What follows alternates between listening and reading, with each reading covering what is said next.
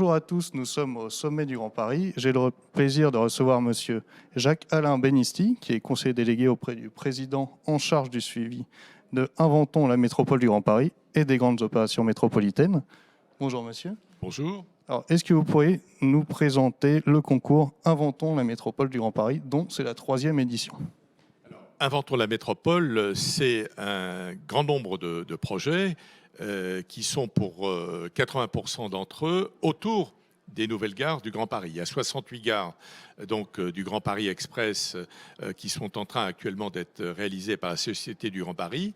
Et Inventons la métropole, c'est l'ensemble des grands projets qui sont attenants autour de ces gares.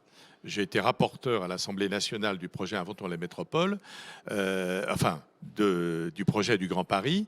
Et l'objectif, c'était de développer autour de chaque gare un développement économique et éventuellement du logement. C'est ce que nous faisons aujourd'hui avec la métropole du Grand Paris. On est arrivé aujourd'hui avec 77 grands projets. C'est plus de 2 milliards d'investissements, notamment dans le domaine privé de ces grands projets. Et grâce à la métropole, un grand nombre de projets vont voir le jour dans les années à venir. Comme on le disait, c'est la 3e édition de ce concours. Quelle nouveauté pour cette édition? Alors, la nouveauté, c'est qu'on va articuler sur 3 exigences et 3 demandes.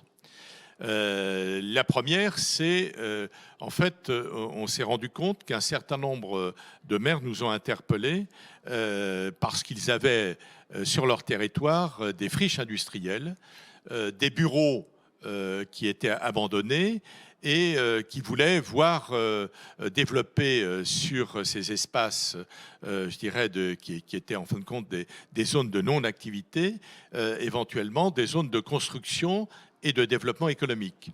Donc nous avons lancé Inventons la métropole 3 principalement sur ces axes.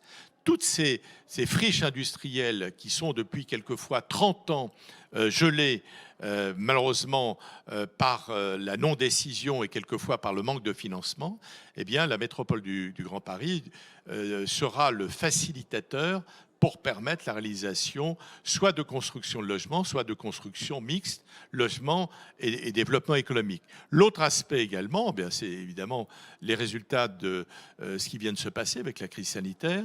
Nous allons repenser également autour des différentes gares, des espaces de coworking, des espaces de télétravail. On va ramener l'espace public véritablement et le développement des structures publiques au sein directement des gares. Il y a aujourd'hui 13 000 hectares de disponibles autour de ces gares. Alors il y a des projets connexes qui se font au-dessus des gares également.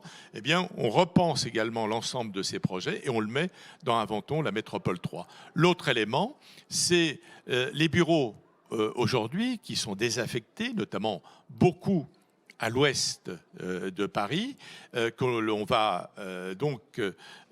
changer en logement. Il y a plusieurs concours avec l'école d'architecture qui ont été lancés pour que les architectes préparent des projets pour requalifier totalement ces anciens bureaux en logement. Et on a de très belles réalisations qui s'opèrent.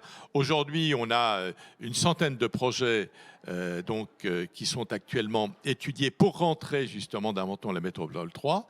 Et nous allons lancer les opérations dans les quelques semaines qui vont suivre.